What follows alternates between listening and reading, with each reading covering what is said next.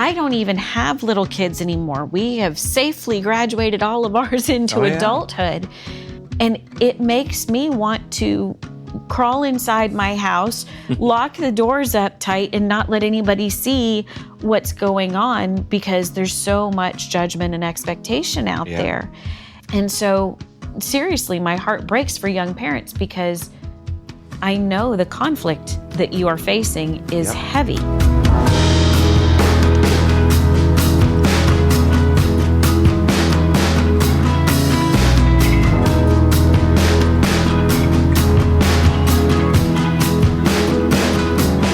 Well, hello again, and welcome to the Trim the Wick podcast. I'm Dan. And I'm Becky.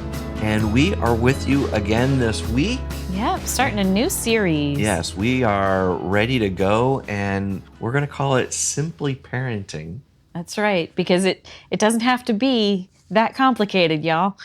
Nope, and we're going to break it down, make it easy. We're not going to make it easy. Oh, wait. I wish we could make it easy. No. We're going to make it simple, though. We're going to break it down and make it simple. Hopefully, address one of the biggest things that we're seeing right now in families. Yeah. And that's dealing with this mountain of expectation that just seems to be put on parents. Yes. And that's always been the case to some degree. When we started having kids back in 1996. Wow, that's a long time ago.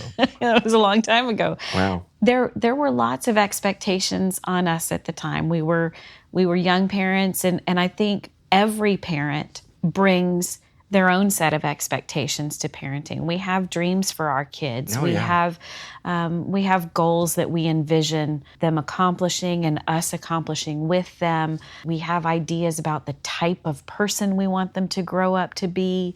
Everybody has their own set of expectations in themselves as a parent. Yeah. And then in our day, we had the expectations of other family members.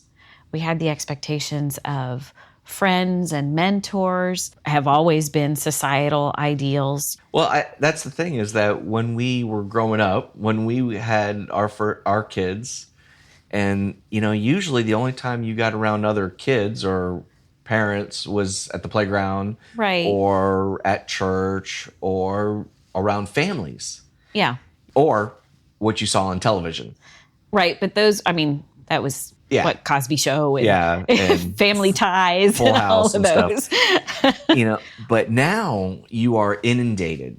There is just this nonstop thing when you pick up your phone and you open up Instagram, and it is just this nonstop of my kids do this, and if you want to be a good parent, you do this. If you want to, these 6 steps to great parenting, or how to get your child to sleep through the night at 4 days old and stuff like that. Right. At least when our first was born, if I felt like I was getting too much judgment, I could pick my kid up and walk away and leave the place. Right. I didn't have to stick around and hear it. By the time 2, 3, and 4 came along, there was a little more media interaction. We were in a workplace, because you were in full-time ministry by that point. Yeah. We were in a workplace where there were definitive workplace expectations on our parenting. Yes. And we felt the pressure of that greatly. I can remember one of, I believe, the lowest times, darkest times in my parenting was getting angry at the kids and pulling them together and saying, listen, if you guys don't stop, Daddy's going to lose his job. Yeah. Like, if you guys don't ship up and do what's right, I'm going to get fired. And that's not a place you want to parent from. No, it was a horrible place to be. Yeah. But again, all of those were external expectations that we still had a level of insulation from. We could walk away from it. We could go back to our own home and close the door. My heart breaks for young parents now that there's no place to hide from the external expectations. They're with you in your pocket on your phone all the time, and they're not quiet. They're very, very loud. And like you were saying, there's all the tips and tricks and tools, and if you're not doing this, you should be. And if you're not allowing your child to do that, you should be. Right. Or, how many news stories have we seen where just a tragedy happens in a home and a child is injured? And the very first comments underneath those news stories, where were the parents? What were they doing? What were they thinking? I don't even have little kids anymore. We have safely graduated all of ours into adulthood. And it makes me want to crawl inside my house, lock the doors up tight, and not let anybody see what's going on, because there's so much judgment and expectation out there. And so, seriously, my heart breaks for young parents, because I know the conflict that you are facing is heavy. And it's not just from the socials and stuff, advertisements, and even our government now. Right. It's getting more and more stricter. But there's a heaviness of even just when you're going to the park, you're looking around and, you see people. We were at the park with some friends recently, and, you're looking around and you could tell there were people like going, okay, do I sit at the bench or do I stand? Right. Do I hover? Am I supposed to go up the slide with my youngin, or am I supposed to stand here at the bottom of the slide with my youngin? And it's everybody's afraid they're not doing anything right. Oh, I know. It's just insane. And that's too much pressure. Yeah. It's too much pressure. Guys, if your parenting is coming from a place of, I have to do it exactly right, or someone's going to judge it, or I have to do it exactly right, or my kid's going to be traumatized and broken for the rest of their life, that's not parenting in a way that's going to be good and healthy for you or your kids. Right. Because you both need to make it out of this. Yes, you do. You need to make it out with your own sanity, and you want to raise your child to make this to adulthood. Right. And you want to make it out in a way that leaves a good, solid, healthy relationship between parent and child. Because your children, just because they graduate into adulthood, they still need you in their life. And you still need them. Yes. Yeah, I think that is one of the greatest things that has been a benefit in our life with our kids, is that even our kids at 16, 17, 18, 19, we're now in the 20s and married, and they still come to us and they still talk to us and they still share things of their heartaches and celebrations. And, that's right. So. And that's a treasure to us now. It is a treasure. One of the things that we would love to do through this series is talk you through how we got there. Yeah. How we were able to, it's not that we didn't have both internal and external expectations on us as we were parenting our kids. There's a way to properly handle those expectations. There's a way to put them in their place. Yeah. And there's a way to simplify your parenting. Trying to meet all of those expectations, generally what happens, what started to happen to us early on, that we quickly identified as very, very unhealthy, is in order to meet all of the expectations that we knew existed, we started putting rule after rule after rule after rule into our home. And y'all, our poor little firstborn, bless. We have had conversations with him as he's grown up, and we have apologized, and we have said, Mama and Daddy, we grew up with you. Yeah. And we had to learn that just because somebody else expected something, if it wasn't something that God expected of us or of our child, we weren't going to bow to other people's expectations anymore, because it tied us in knots. Yeah. And that's something to kind of look at, is that a lot of times we will put these others' voices ahead of God's voice. Yeah. And we don't realize the damage that we're doing, because we're actually pointing our kids away from God, right, and pointing them towards man and the rules of man. Right. We're saying be good little people pleasers, because then we can kind of get along without rocking the boat. And that's raising kids who don't rock the boat is not the goal. No. Because, raising kids who honor God is the goal. Yep. And just by nature, that's going to cause some boat rocking. It's going to rock the boat.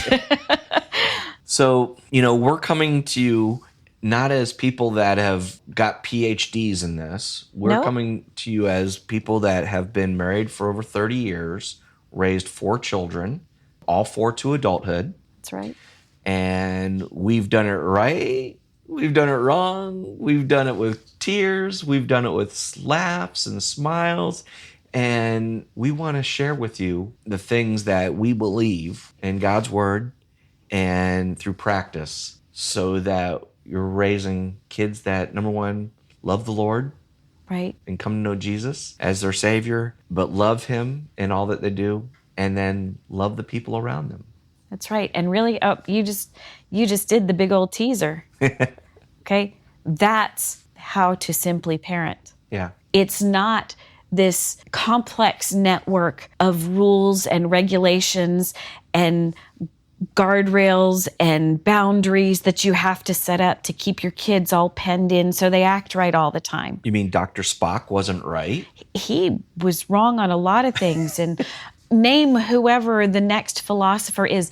There are some great strategies and some great tenets out there. Yeah. I know the big hot take right now is the gentle parenting thing, and I'm seeing a lot of that. There are some really solid foundations in there that do line up with some biblical advice, with how we speak to our kids and how we pour into them. But it's not a formula. Right. And it's not a case of going, well, I have to do this or I'm a bad parent, or I have to do that or I'm a bad parent, it's not this massively complex network of rule keeping, right, and people pleasing to keep your kids safe, happy, and well adjusted in the world so that they don't grow up traumatized and messed up. Right. It's too much. It's too much for them to handle, and it's way too much for you to keep track of. Yeah. Just going around always looking for, am I doing the right thing? That constant thing of, I don't know if you've ever taken a test where someone literally has sat over your shoulder and watched everything you do. You can't do it. You can't think straight. Yeah. That's why, sitting down, it's like, put me in a cubicle, let me be by myself to take my test and stuff. I don't want to be around other people. I don't want to be, people looking at me, or because it is very intimidating and it stresses you out and it causes you to do things you probably wouldn't do. Right. Because you are feeling that pressure. One of the things that is our goal with this series is to lift that pressure from parents' shoulders today. Yes. To go, you know what? We know that you are under the microscope. We know that everything you do, every story that you share about your home life with your family, with your friends, with people online, it invites judgment and comment in this day and age, and you can't just simply go home and shut the door on it. And so one of the things that we would love to do with this is to help you set aside the weight of that and break the bondage of that in your life, because it was never intended to be a weight that you were supposed to carry as parents. Right. Well, and on that, here's one of the things I wanted to kind of talk about is that we had 4 children. We have 4 children. We had our first son, and then there was a 6-year difference between son number 2.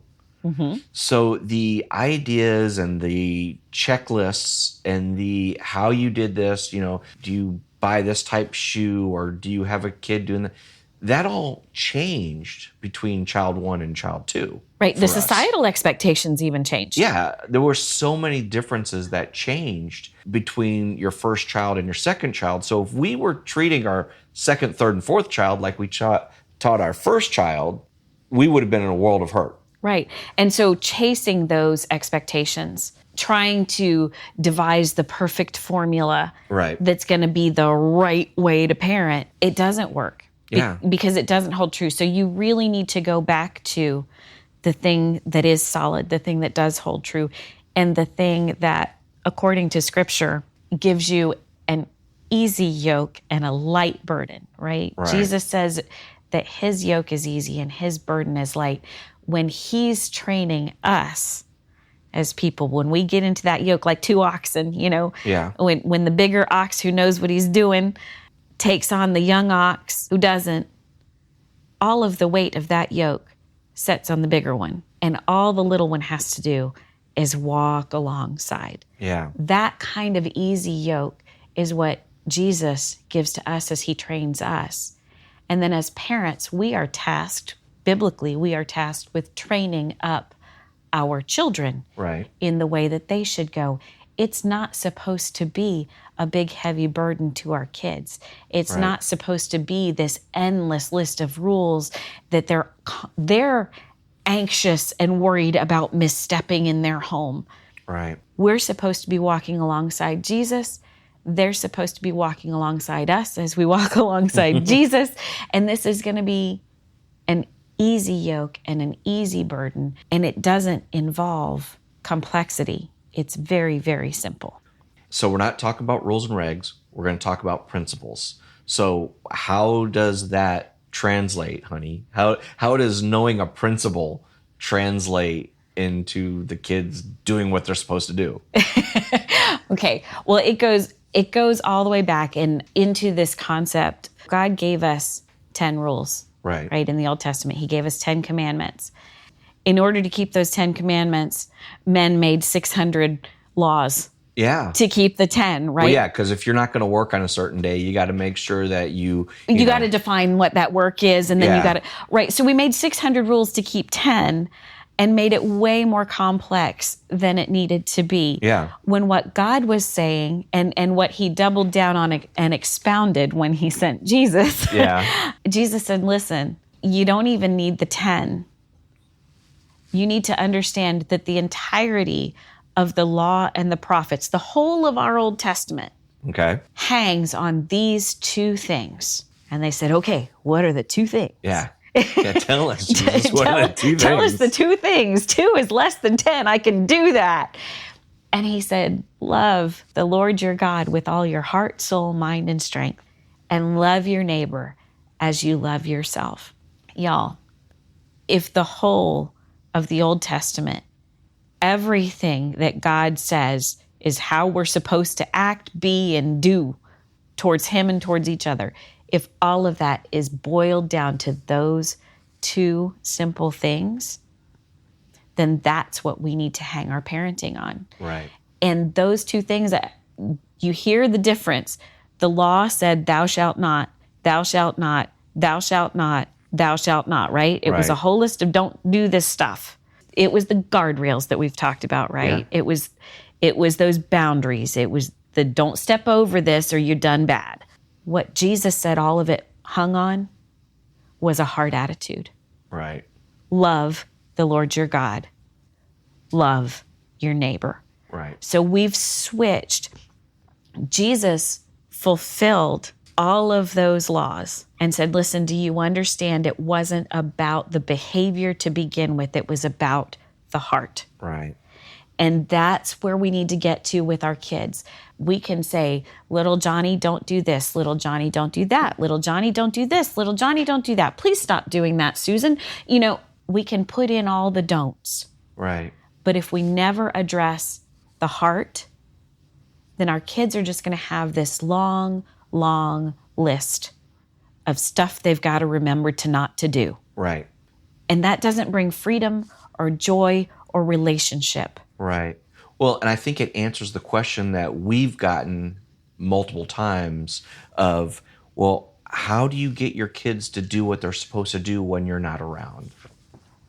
Because when we parented their hearts, not their behavior. Right. Because everything that flows out of your mouth and everything that flows through your actions originates in your heart. And Jesus himself told us that. The whole of the law, everything that I said don't do or do, hangs on love God with everything you are. Right. And love your neighbor in the exact same way and measure that you love yourself. Yeah. It's about your heart. And if you parent the heart of your kids, the behavior of your kids will flow from that. Yeah. And again, huge difference between principles and rules. Yes. And so over the next 2 weeks, we're going to go into this much more in depth. Right. Because we're going to talk about actually how do you do this? How do you train your kid in principles of loving God and loving people? And we're going to have some examples and tell some good, bad, and ugly stories of our... Don't worry, all names will be redacted. Yeah, of all of our experiences through our 4 children throughout the years, to show and to let you know that this is not a thing we're not writing a textbook here. Right. These are things that we've gone through. And like I said, we've had tears and we've had rejoicing in a lot of these situations. Right. But we have found over time that Jesus was right. Yeah. When you tie every action, every word, every behavior with a lovely thread back to, does this love God? Does this love my neighbor? It simplifies everything. Yeah. And you train your children to guard their hearts and to guard what flows from it. Yeah. And then they don't have to have a long list of rules. They just have to check in. What's my heart up to right now? Yep. And believe it or not, they'll make their own rules. That's right. And sometimes they'll be even a little more strict than you were going to make them. So they will. Yeah. They'll surprise you. So we'll get into that over the next couple weeks. But we want to thank you so much for hanging out with us today. And if you want to connect with us, we would love that. We would love to hear from you. We would love to interact with you. You can connect with us real easily through our Instagram. It is at Trim the Wick Global. You can see all of our other posts and the things we talk about of parenting and marriage and just Christian living. Yep. And learn about what our bigger picture for the world and our work in Kenya, and see a little bit about that as well. So next week, we are going to talk about loving God. Loving God, and we hope to see you next week. Keep it simple and set those expectations aside, y'all. Oh, and guess what? You're not a failure. No, you are not. All right. We love you. We'll see you next week. Love you. Bye-bye.